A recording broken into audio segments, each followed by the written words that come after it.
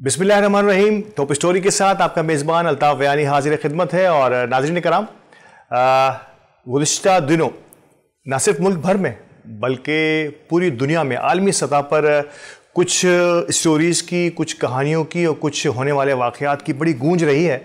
और no doubt के तमाम ही ममालिक में, ख़ास तौर पर इस्लामी ममालिक में इसकी बड़ी गूंज रही है। आज के प्रोग्राम में हम बात करेंगे और थोड़ी सी रोशनी डालने की कोशिश करेंगे, थोड़ा सा अपना इनर जो है वो आपके सामने पेश करने की कोशिश करेंगे कि एज एन मुस्लिम हम इन तमाम चीज़ों को किस तरह से देखते हैं और एज एन ह्यूमन बीइंग भी हमें इनको किस तरह से देखना चाहिए। मैं बात कर रहा हूँ स्टूडेंट में होने वाले एक अफसोसनाक वाक़े की, जिसमें बेहुरमती की गई कुरान करीम की।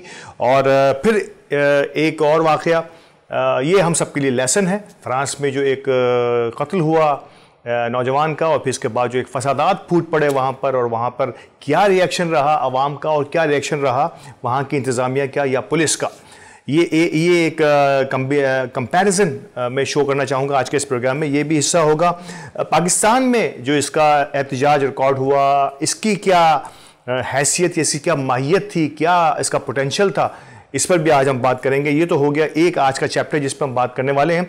दूसरा बड़ी अहम तरीन प्रोग्रेस और डेवलपमेंट मैं कहूँगा कि IMF के वक्त ने ज़मान टाउन में एक मुक़तदर सियासी शख्सियत से मुलाकात की है। और ये बड़ा अहम तरीन और अपनी नौइयत का एक मुनफरिद वाक़या मैं कहूँगा कि अब तक IMF इस किस्म की मुलाकातों से हमेशा इज्तनाब करती रही, ख़ास तौर पर ऐसे मौक़ों पर जहाँ पर सियासी जो दर्जा हरारत है वो बड़ा ही बड़े स्केल पर होता है, बड़े हाई टेम्परेचर पर है। उसमें इस किस्म की किसी मुलाकात का क्या असर होगा, क्या इसके कोई सियासी पॉलिटिकल कॉन्सिक्वेंसेस भी हो सकते हैं। आज के मौजू पर, आज के प्रोग्राम में इस पर भी बात करेंगे। वज़ीर आज़म पाकिस्तान का बयान आ गया है कि हम डिफ़ॉल्ट से बच गए हैं, और जो जो लोग कोशिशें कर रहे थे अपने तौर पर, अंदरूनी और बैरूनी साजिशें हो रही थी पाकिस्तान को डिफ़ॉल्ट की तरफ ले जाने की, वो अब नाकाम होती हुई महसूस हो रही हैं। और ग़ालिबन 12 जुलाई को जो है वो एक एग्रीमेंट साइन होने वाला है IMF से। इस पर भी हम बात करेंगे आज के इस प्रोग्राम में। और आखिर में, सबसे आखिर में, और क्या इससे महंगाई ख़त्म हो जाएगी, इस पर भी बात होगी। लेकिन आखिर में हम बात करेंगे जो है ईद पर एक ईद मिलन जो हुआ दुबई में, तब हमारे पाकिस्तान के सियासी अकाबरीन का, सियासी रहनुमाओं का। तो मैं चाहूँगा कि आज प्रोग्राम का आगाज़ यहीं से कर देते हैं, क्योंकि ईद अभी अभी ताज़ा हमसे रुखसत हुई है, ईद कुर्बान।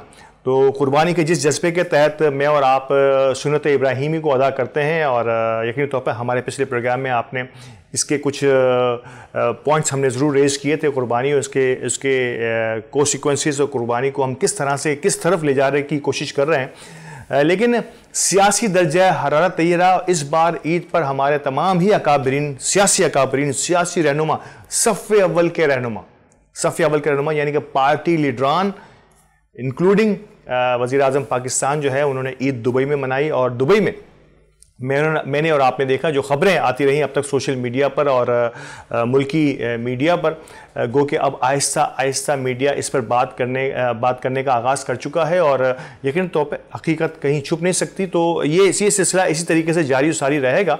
और ईद पर तमाम ही सियासी अकाबरीन, ऐसा क्या हो सकता है या हो रहा है कि जिसके लिए दुबई या किसी और मुल्क में जाने की ज़रूरत पड़ती है हमारे अकाबरीन को और हमारे रहनुमाओं को। क्या मैं और आप इस पर जो है वो लबकुशाई कर सकें? लेकिन लबकुशाई की ज़रूरत नहीं है। मैं और आप, हम सब समझ रहे हैं कि क्यों ज़रूरत पड़ती है हमारे यहाँ, हमारे अकाबरीन को, हमारे उन टॉप लीडर्स को जो हुकूमत में हैं, इनका ज़माम इक़्तिदार इनके हाथों में है, लेकिन अपनी बात करने के लिए, अपनी सीग़ाए राज की बातों के लिए, अपनी प्लानिंग के लिए, अपने होने वाले मामलात और फ्यूचर की पॉलिसीज़ को मुरत्तब करने के लिए हमें बैरून मुल्क जाना पड़ता है। पॉलिसी मुरत्तब हो रही है पाकिस्तान की, और हमें सहारा लेना पड़ता है दूसरे ममालिक का, यानी कि हमें वहाँ ट्रस्ट है, हमारा भरोसा पाकिस्तान की सियासी तारीख को रकम करने के लिए हमें भरोसा है उन ममालिक पर जिनका पाकिस्तान से कोई ताल्लुक़ नहीं है, और पाकिस्तान पर हम इस किस्म की किसी भी बात को करने में कासिर रहते हैं। इसी वजह से मैंने और आपने देखा कि इस ईद पर सियासी अकाबरीन की बड़ी तादाद ने ईद कुर्बान जो है, बड़ी ईद जिसे हम कहते हैं, उस पर बड़ी बैठक लगाई दुबई में। और वहाँ पर जो खबरें आई हैं कि आइंदा आने वाले इलेक्शन में किस अंदाज से उतरना है, कैसे उस इलेक्शन को में जाना है, आया तमाम मिल के जाएंगे या अलहदा अपनी अपनी अपनी अलग शनाख्त के ज़रिए इसमें लड़ा जाएगा, क्या सीट एडजस्टमेंट का कोई तरीक़ाकार होगा, क्या सूबों को किस किस अंदाज से डिवाइड किया जाएगा कि आपस में वोट्स जो है वो ना टकराएं, यानी कि वोट्स के कटने का कोई सिलसिला ना रहे। तो ये वो सारी बातें जो मंजर आम पर भी आई हैं और नो डाउट इस पर कुछ सियासी अकाबरीन ने अपनी लबकुशाई भी की है कि इस किस्म का एक सिनेरियो उस मीटिंग का हिस्सा रहा है। लेकिन सबसे बड़ी बात अब भी यही है कि आया इलेक्शन होते हुए नज़र आ रहे हैं या नहीं, क्योंकि अब तक की सिचुएशन, सुप्रीम कोर्ट का ऑर्डर मैंने आपने देखा 14 मई का, वो जो है रद्दी की टोकरी की नज़र हो गया। और इसके बाद आगे आने वाले दिनों में अब सुनने में ये आ रहा है, 2-3 तारीखें हैं, कोई अक्टूबर की बात कर रहा है, कोई दिसंबर की बात कर रहा है, कोई अगले साल 2024 के किसी महीने फरवरी मार्च की बातें कर रहे हैं। तो अनसर्टेनिटी है, बदकिस्मती है हमारे मुल्क में कि अगर सही वक्त पर असेंबलियाँ डिज़ोल्व होंगी, डेफिनेटली यही कहा जा रहा है कि असेंबलियों को डिज़ोल्व किया जाएगा, क्योंकि असेंबली अगर अपनी मुकर्ररा मुद्दत में ख़त्म होती हैं एज़ पर कॉन्स्टिट्यूशन तो 60 दिन में इलेक्शन कराना होता है। लेकिन अगर इससे एक हफ़्ता पहले या 2-4 दिन पहले भी असेंबलियों को डिज़ोल्व कर दिया जाए तो फिर ये वक्त 90 दिन का हो जाता है। और नो डाउट हुकूमत पूरी कोशिश करेगी कि ये 90 दिन के जो आइनी पॉइंट है उसको इस्तेमाल किया जाए और 2-4 दिन पहले असेंबली को डिज़ोल्व करके 90 दिन के बाद, वो 90 दिन भी ख़त्म होने जा रहे हैं कमोबेश अक्टूबर के महीने में। तो अब क्या अक्टूबर में हम इलेक्शन देखेंगे या नहीं? तो ये सारी मीटिंग्स जो दुबई की बड़ी ईद पर जो बड़ी बैठक दुबई में लगी थी हमारे सियासी अकाबरीन की, वो इसी सिलसिले की एक कड़ी थी। और इसका क्या नतीजा है ये मैंने और आपने मीडिया और मेन स्ट्रीम मीडिया और ख़ास तौर पर सोशल मीडिया पर देखा है। अब इसका क्या नतीजा निकलेगा, किस तरह से ये मैं इसे बंदरबांट तो नहीं कहूँगा, लेकिन किस तरह से इसकी तकसीम की गई है, आया क्या ये फ्रूटफुल रहेगा या नहीं रहेगा, और इसके पसे पर्दा क्या हक़ाइक़ और क्या मामलात मैं और आप देख रहे हैं, इसको किस तरह से किस नहज पर ले जाने की कोशिश की जाएगी। लेट्स सी, आने वाला वक्त इस पर मज़ीद साबित करेगा, मज़ीद हमें इस बारे में आगाह करेगा। ये वक्त ही होता है जो हमें आगाह करता है, क्योंकि शायद हम माजी से सबक नहीं सीखते और हमारे मुस्तकबिल की तैयारी नहीं करते। तो जो कुछ होता है वो हाल ही होता है। तो आगे आने वाला हाल जो है वही हमें बताएगा कि आगे आने वाले दिनों में हम किस हाल में ज़िंदगी गुजारेंगे। ये तो थी दुबई की बड़ी मुलाकात बड़ी ईद पर। IMF का एक मुक़्तदिर सियासी शख्सियत से मुलाकात करना, ये अब तक की शायद एक अरसे के बाद हमने नहीं सुना कि ऐसा कोई सीन, ऐसे कोई बाज़गश्त हमें सुनाई दी जा रही हो कि IMF जो है वो अपोजिशन ही कहूँगा मैं, कि अपोजिशन के किसी सरकर्दा रहनुमा से जाके इस अंदाज की मुलाकात करे एन उस वक्त जबकि 12 तारीख को एक स्टाफ लेवल की मुलाकात होनी है। और गालिबन वज़ीर आज़म का इंदिया ये दिया गया है वज़ीर आज़म साहब की जानिब से, शहबाज शरीफ साहब की जानिब से, कि 12 तारीख को ये मामलात सारे सेटल डाउन हो जाएंगे और IMF की जो के साथ जो एग्रीमेंट है वो पाया तकमील तक पहुँचेगा और पाकिस्तान फिर से तरक्की की राहों पर गामजन हो जाएगा। और उन लोगों के मुंह पर कालक मल दी गई है जो अंदरूनी और बैरूनी साजिशें कर रहे थे पाकिस्तान को डिफ़ॉल्ट की तरफ ले जाने के लिए। एक्चुअली आप और हम जानते हैं कि डिफ़ॉल्ट एक्चुअली क्या होता है, और डिफ़ॉल्ट के बाद जिस अंदाज की महंगाई से पाकिस्तान नबर्द आज़मा हो सकता था उससे अब बच जाएगा, ये कहना है हुकूमत का और वज़ीर आज़म का। तो खुदा से दुआ तो यही है कि यही होना चाहिए, यही हम चाहते भी हैं और हर पाकिस्तानी ये चाहता है, हर पाकिस्तानी दुनिया में कहीं भी रहता हो वो पाकिस्तान को फलता फूलता ये देखना चाहता है। लेकिन क्या ये मुमकिन होगा या नहीं, क्योंकि पिछले 1-1.5 सालों में मैंने और आपने देखा कि जिस महंगाई को, पिछले दौर की महंगाई को मैं और आप बुरा भला कह रहे थे, मीडिया 1 मिनट के लिए रुक नहीं रहा था। मीडिया का हर एक एंकर पर्सन या जो रिपोर्टर जो है वो मुख्तलिफ जगहों पर मार्केटों में जाकर माइक लेकर लोगों से उस महंगाई के बारे में, उसमें कोई शक व शुबे की गुंजाइश नहीं है कि वाकई ये उस वक्त की बड़ी महंगाई में से एक महंगाई थी। और एक यकमुश्त जो है, एक बड़ा चंक ऑफ कॉस्ट जो है वो बढ़ता चला गया और आवाम की दस्तरस से निकलता हुआ महसूस हो रहा था।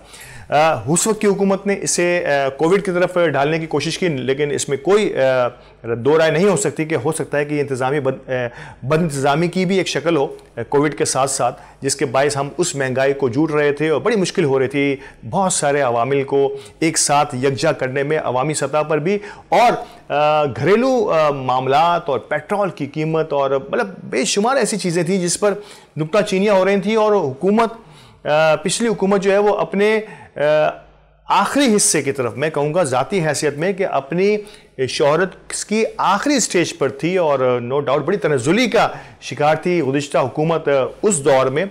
लेकिन हुआ क्या? हुआ ये कि पिछले 1.5 सालों में इस हुकूमत के, जो मौजूदा हुकूमत है हमारी, इसके आने के बाद महंगाई में शायद इससे कई गुना ज़्यादा इजाफा हुआ।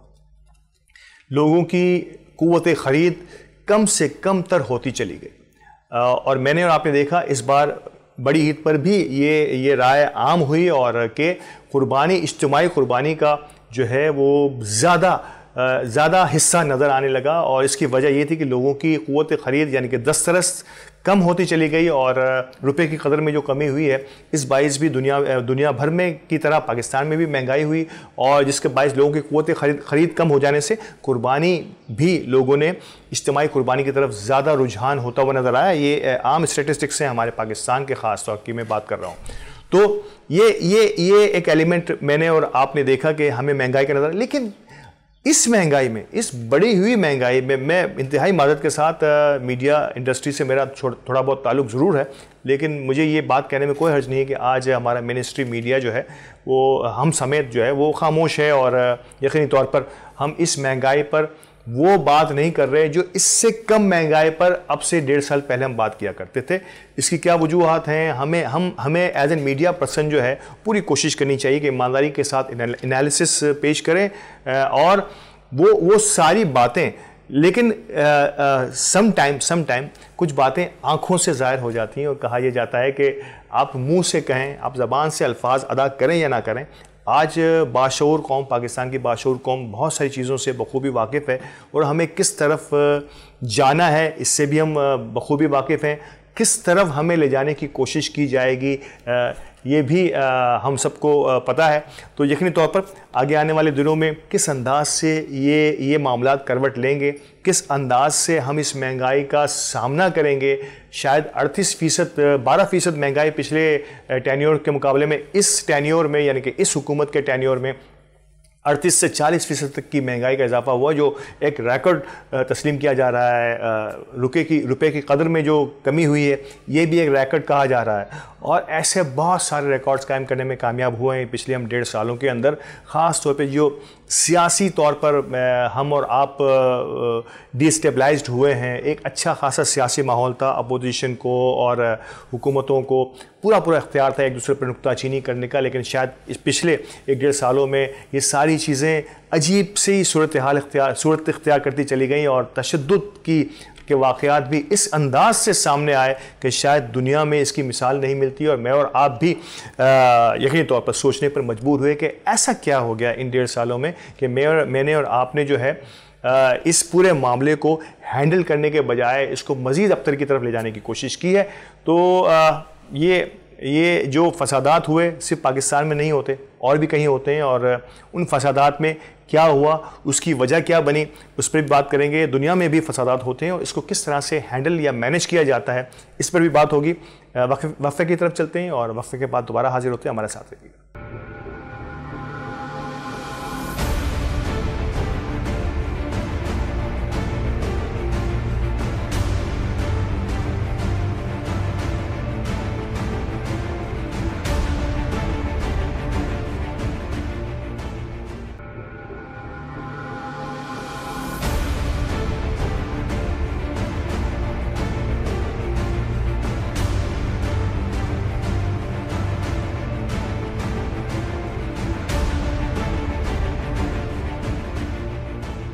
वेलकम बैक नाजरीन, वक्फे के बाद दोबारा हाजिर हूँ आपकी खिदमत पे और बात हो रही थी पाकिस्तान के में होने वाले फसादात की और अवाम का टेम्परामेंट जो है, अवाम का गम व गुस्सा जो है, इसको अपने कंट्रोल में यकीनी तौर पर होना चाहिए। ये किसी भी मुल्क के लिए, किसी मुल्क की सालमियत के लिए, किसी भी मुल्क की सलामती के लिए, ख़ास तौर पर इदारों पर किसी भी किस्म की चढ़ाई जो है ये दुनिया भर में बड़ी मायूब समझी जाती है और हम सबको इस पर बखूबी जायज़ा लेना चाहिए, सरकोबी करनी चाहिए उन अवाम के लिए, ख्वाह वो सियासी हैं या गैर सियासी, उन सबको हमें उनकी सरकोबी करते हुए उन तक पहुँचने की कोशिश करनी चाहिए और उनको बाज रखना चाहिए और अपने आप को भी इन तमाम चीज़ों से बाज रखना चाहिए। ये तो एक आलमी कुलिया है और किसी भी मुल्क की सलाहती में इसका बड़ा अहम तरीन रोल होता है। लेकिन हुआ क्या?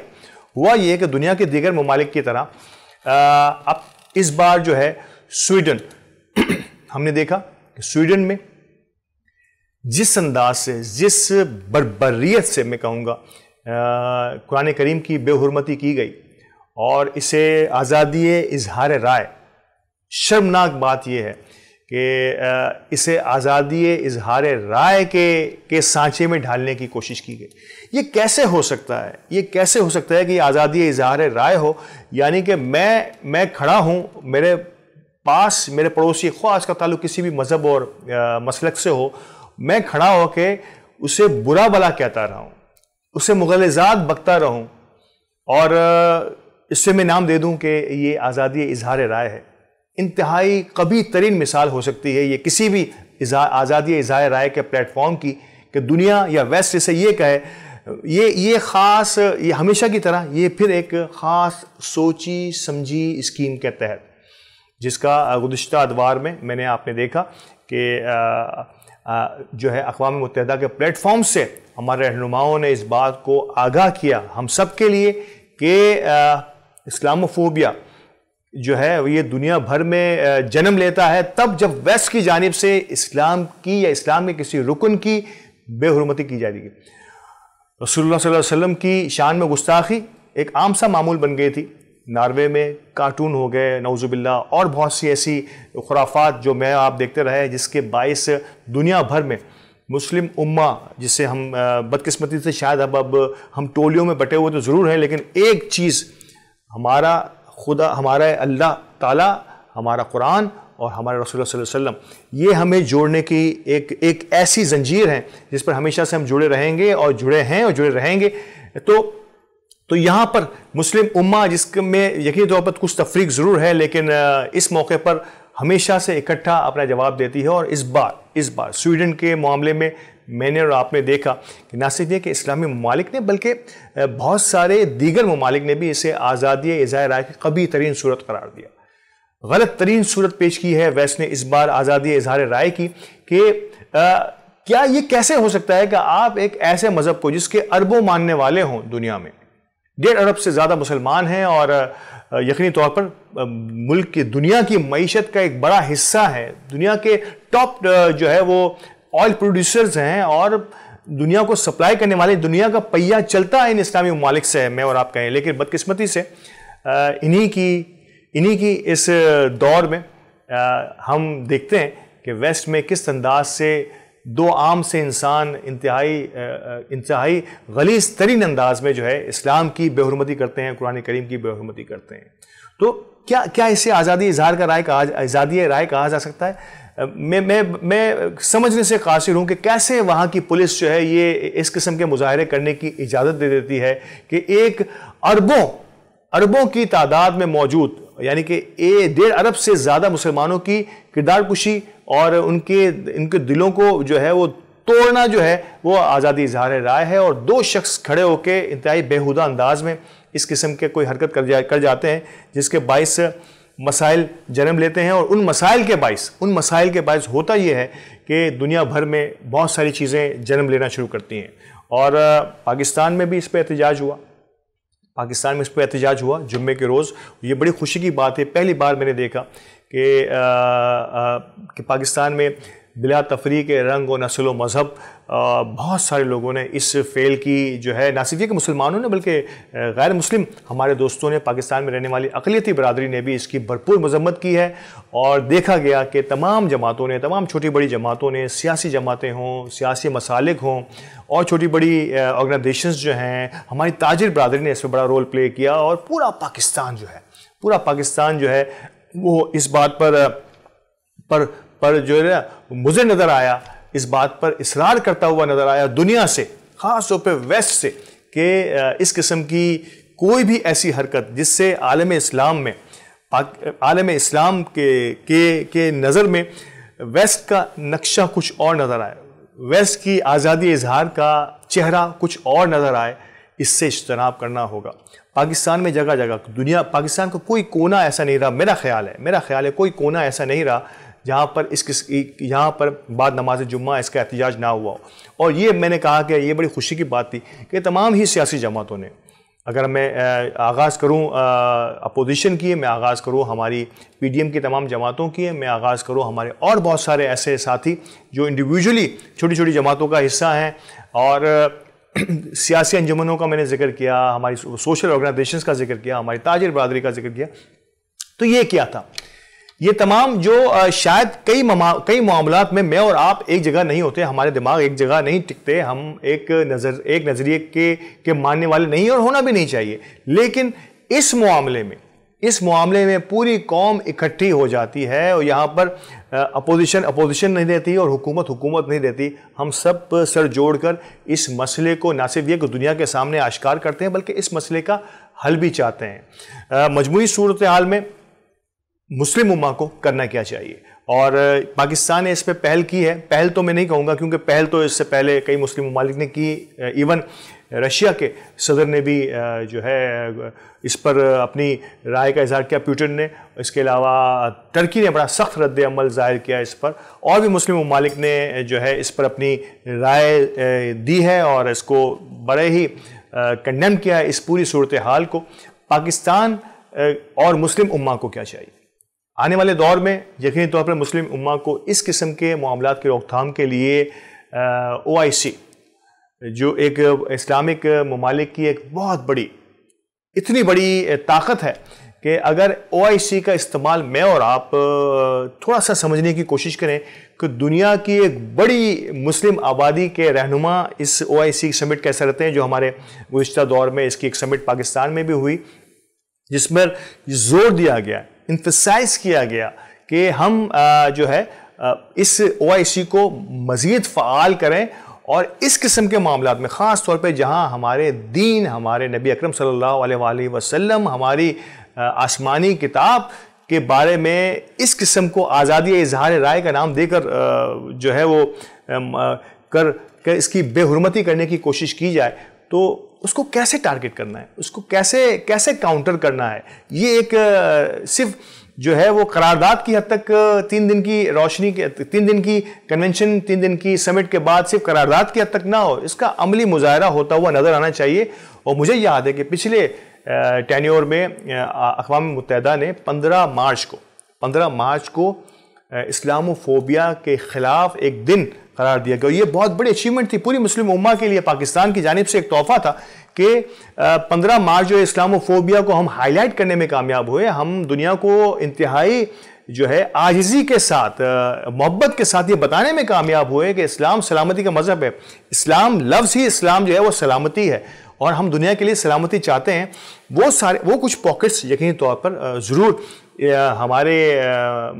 हमारे इस्लाम की इस सलामती के एलिमेंट को थोड़ा सा डिस्टेबल करने में कामयाब ज़रूर है एक वक्त के अंदर, लेकिन इसके भी कई सियासी अवामिल रहे, और कई जगहों पर मैंने और आपने देखा कि ये नाइंसाफ़ियाँ जो हैं ये बढ़कर दहशतगर्दी की तरफ माइल करती हैं हमारे अजहान को। तो ये शायद उसका भी शख्साना हो सकता है। तो बहरहाल इस पर OIC का भरपूर स्टैंड होना चाहिए।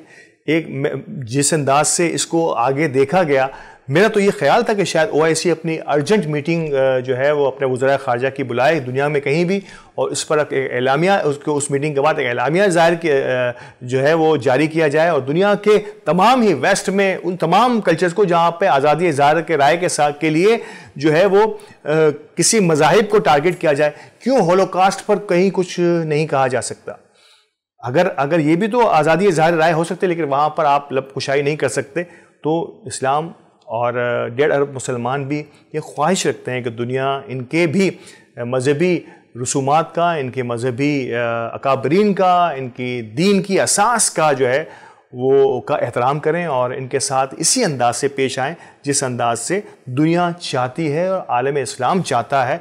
तो ये बड़ा अहम तरीन मौका होगा कि आज अगर OIC को हम फ़आल कर दें, ऑर्गेनाइजेशन ऑफ इस्लामिक कंट्रीज़, और ये तमाम ममालिक मिलकर एक मुश्तरका एलामिया दुनिया को ये बताने की कोशिश करें कि इस्लाम के साथ इस किस्म का खेल आज़ादी इज़हार राय के पर्दे में रहते हुए मुनासिब नहीं रहेगा, और ये डिवीजन्स और बढ़ती चली जाएंगी। और फिर यही काम होता है कि फिर जब कुछ जज्बाती लोग इसका जो है इसको इस्तेमाल करते हैं, और कुछ यकीनी तौर पर नादीदा क़ुव्वतें भी इसका इस्तेमाल करने की कोशिश करती हैं दुनिया में अफरा तफरी फैलाने के लिए, दुनिया में दहशतगर्दी की लहर को जारी करने के लिए, तो फिर वेस्ट को शिकायत हो जाती है। तो इससे बचने का तरीका यही है कि आप किसी के साथ इतना जुल्म ही ना करें कि वो मजलूम जो है वो कुछ करने के काबिल रहे। तो ये बड़ा अहम तरीन टॉपिक है जिस पर मुझे और आपको हमेशा से जिक्र करना होगा।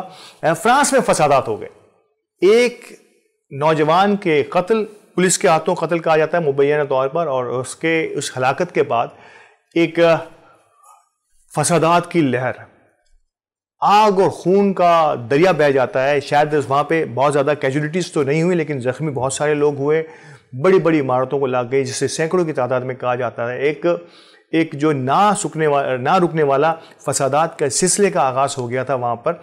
और पुलिस का जो किरदार रहा वहाँ पर, मैंने और आपने देखा, समटाइम हमने कंपैरिजन करना शुरू कर दिया था कि पाकिस्तान में होने वाले इस किस्म के फसादात पर पुलिस का क्या रिएक्शन रहता है और वहाँ के लोगों के लिए पुलिस का क्या रिएक्शन होता है। मुझे याद है यूके में एक वक्त में ऐसा ही कुछ इसी किस्म के वाक़यात हुए थे, और बहुत सारे स्टोर्स को बहुत लूट लिया गया था, बहुत सारी इमारतों को आग लगा दी गई थी। लेकिन इसके बाद एक इनकी पकड़ धकड़ का सिलसिला भी शुरू हुआ था, लेकिन उन लोगों के लिए जिन्होंने जो है फसादात में नुकसान भी किया और चोरियां भी की, यानी कि लूट मार का एक बाजार गर्म हो गया था। मुझे नहीं पता फ्रांस में अब तक इस पे क्या पेशरफ्त हुई है, तफ्तीशी इन्वेस्टिगेशंस किस लेवल पर हैं, लेकिन ये बात अब तक ज़रूर सामने आई कि पुलिस का इसकी रिटेलिएशन में जो काउंटर अटैक था कोई इतना ज़्यादा सख्त नहीं रहा, सिर्फ और सिर्फ अपना बचाव किया और आवाम को उन तमाम तनसीबात से दूर रखने की कोशिश की जिस पे नुकसान का एहतमाल ज़्यादा हो सकता था। यही पुलिस का और कानून नाफिज करने वाले इदारों का काम हुआ करता है कि हम अवामी खिदमत के लिए मौजूद हैं, और अवाम ही की खिदमत के ज़रिए हमें इनके दिलों में अपना घर बनाना है। तो शायद अवाम पर होने वाले मजालिम या अवाम पर होने वाले काउंटर अटैक्स जो हैं वो मज़ीद नफ़रतें फैलाते हैं, फासलों को बढ़ाते हैं। तो हमें मुझे और आपको ये कोशिश करनी चाहिए कि हम अपनी लॉ इन्फोर्समेंट एजेंसीज़ के साथ, हमारी अफवाज के साथ, हमारे कानून नाफिज करने वाले इदारों के साथ इसी तरह से मिलकर शीरो शकर होकर चलना होगा, और उनका ये फ़र्ज़ बनता है कि आवाम के साथ कमो बेश उसी अंदाज में रिस्पॉन्ड करें जैसे आज तक होता रहा है। यकीन तौर पर अफवाज की अहमियत हमारी ज़िंदगियों में हमेशा से है, आज भी है, और इंशाअल्लाह ताला हमेशा रहेगी। आगे आने वाले दिनों में हम इसको और मजबूती की तरफ ले जाने की हर तरफ से, हर जानिब से आगे बढ़ने की कोशिश करेंगे। फ्रांस के इस फसादात पर मज़ीद डिटेल्स आने के बाद यकीनी तौर पर अगले किसी प्रोग्राम में ज़रूर इस पर बात करेंगे, लेकिन ये बड़ा अहम तरीन टॉपिक था, ये बड़ा अहम तरीन नुक्ता था कि वहाँ की लॉ इन्फोर्समेंट एजेंसीज़ ने इंतहाई सब्र और तहम्मुल के साथ आवाम के इस जज्बात को, आवाम के इस गम और गुस्से को बर्दाश्त किया और इसे डिफ्यूज़ करने की कोशिश की, बजाय कि इसको ज़्यादा बढ़ाया जाए। वक्फे का वक्त हुआ है, वक्फे के बाद दोबारा से हाजिर होते हैं। प्रोग्राम के आखिरी हिस्से में चंद अहम मौज़ूआत पर और बात करते हैं।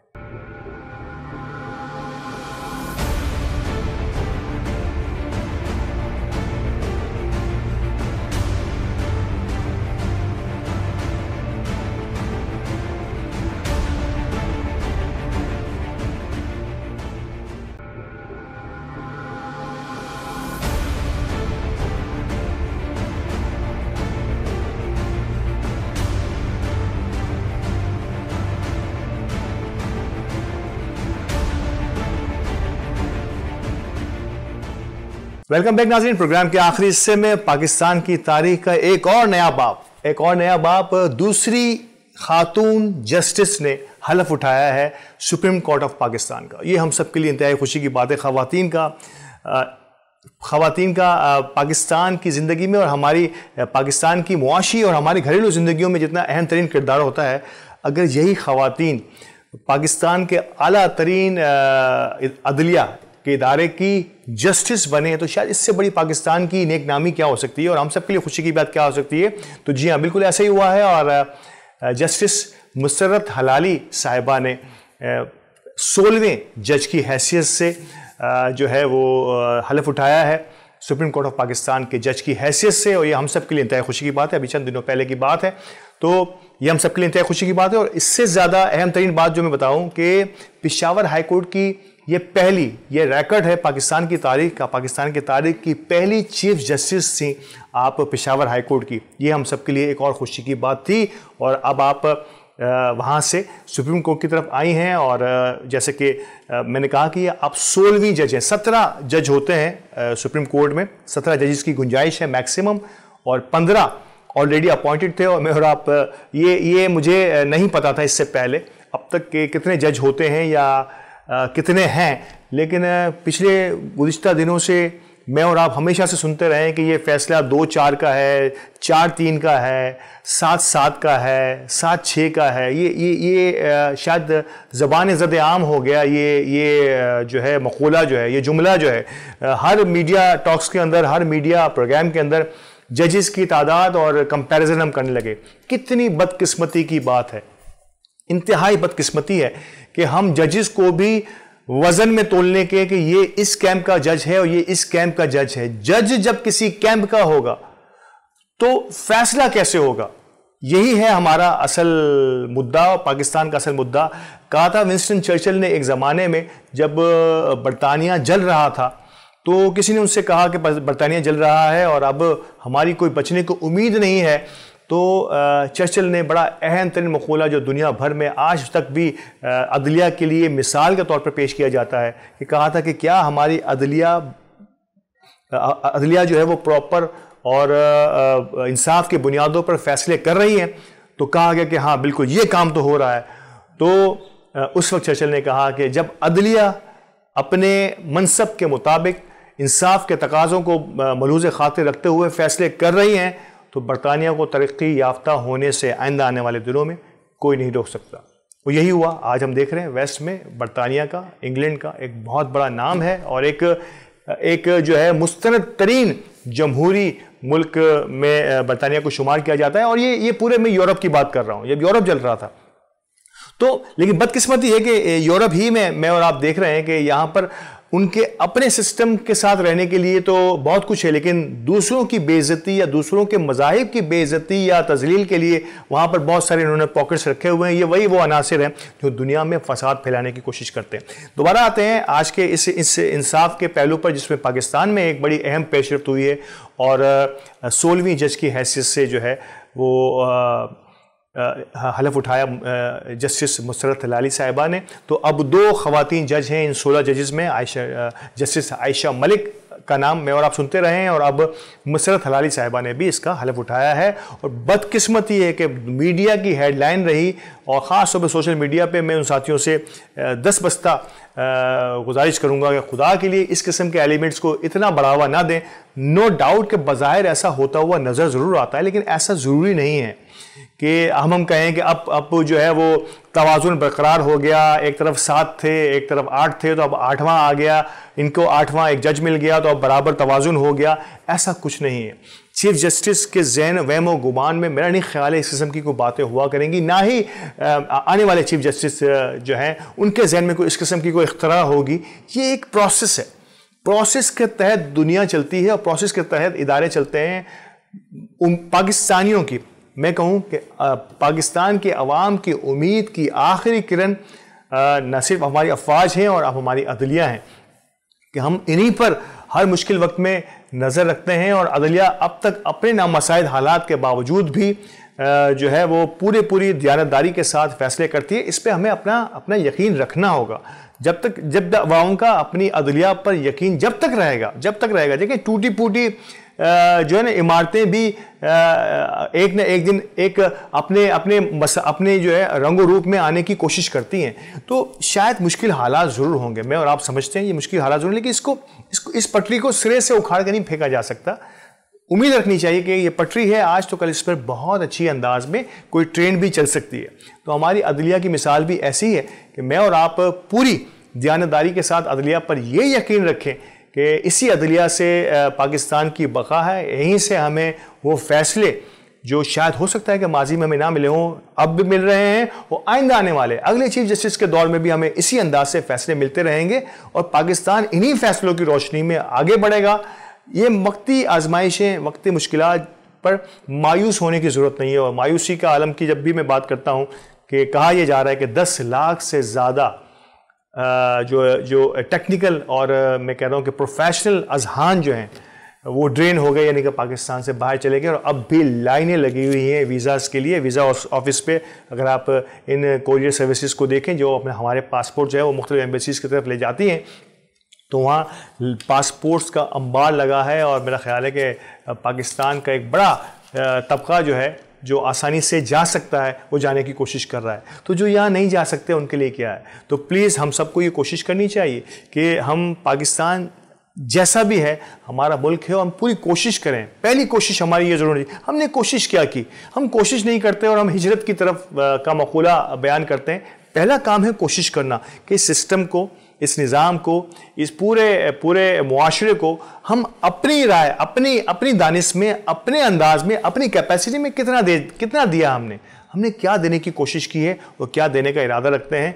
बहुत सारी हम वोट देने तक की भी जो है ना कोशिश नहीं करते और कहते ये है कि ये वोट हमारा न जाने कहाँ जाएगा। कहीं भी जाए, आप पोलिंग स्टेशन तक जाएं तो सही, हमारे यहाँ मैक्सिमम कास्टिंग 25 से 30% होती है। हम बात करते हैं निज़ाम के बदलने की, हम बात करते हैं अच्छे चेहरों के आने की, हम बात करते हैं पाकिस्तान से करप्शन के खात्मे की। कैसे होगा जब जहां पर 25, 30, 35% तक की जो है वो कास्टिंग होती हो और जहां पर 65% आवाम जो है वो अपना वोट ही कास्ट नहीं करती। जो बुनियादी हक है किसी भी सिस्टम को चेंज करने के लिए, वोट आपका बुनियादी हक है जिसे इस्तेमाल करना चाहिए। बेशक शायद मैं और आप समझते हैं कि हमारा वोट हम देते किसे हैं और निकलता किसी और के हाथ में, या वो ज़ाया हो जाता है। ज़ाया नहीं होता। मैं गारंटी के साथ कहता हूं अगर आप आज 70%, 75% आवाम वोट देगी तो वो ज़ाया नहीं होगा। मैं 100% यकीन के साथ कह सकता हूं कि ये 70% वोट आपका ज़ाया नहीं होगा, क्योंकि ये 30-35% होता है तो मैनिपुलेशन बड़ी आसान हो जाती है। जब 70% आवाम अपने वोट का हक देने के लिए, 80% आवाम अपना वोट का हक इस्तेमाल करने के लिए निकलेगी तो इस पर मैनिपुलेशन इतनी आसान नहीं होगी, इतना मुश्किल हो, इतना आसान नहीं होगा उसके अंदर जो है ना अपनी चालाकियां दिखाना उन अवामी के लिए जो इंजीनियर्ड करने के माहिर समझे जाते हैं। क्योंकि कास्टिंग कम होती है, उस कास्टिंग को कम करने के लिए भी बेशुमार वसाइल इस्तेमाल किए जाते हैं। कुछ लॉ एंड ऑर्डर की सूरत हाल हो जाती है, कुछ और बहुत सारी सूरत हाल पैदा की जाती हैं। तो बहरहाल अवाम को अपने वोट का हक जरूर इस्तेमाल करना चाहिए। और सुप्रीम कोर्ट की चीफ जस्टिस को पूरी आवाम की जानिब से ये एक बार फिर मुबारकबाद भी है और उम्मीद है कि सुप्रीम कोर्ट का वक़ार और मयार इन ख़वातीन जजेस के आने से और बुलंद होगा और पायदार और इंसाफ पर मबनी फ़ैसले हम देखने को मिलेंगे। नाज़रीन, इस खूबसूरत नोट के साथ, एक खूबसूरत दुआ के साथ आज के इस प्रोग्राम का इख्तिताम करते हैं और इंशाअल्लाह ताला अगले प्रोग्राम में नई स्टोरीज़ और नए मामलात के साथ हाजिर होंगे। इजाज़त दीजिए। अल्लाह निगहबान।